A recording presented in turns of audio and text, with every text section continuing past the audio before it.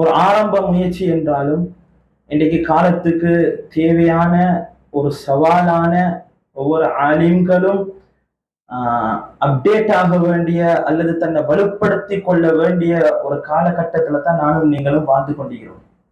எங்களுக்கு தெரியும் அண்மையில் நடந்த பல இன்சிடென்ட்கள் இன்னைக்கு சமூகத்தில் அதிகமான கேள்விகளை இன்றைக்கு உருவாக்கி கொண்டு போய்த்திருச்சு.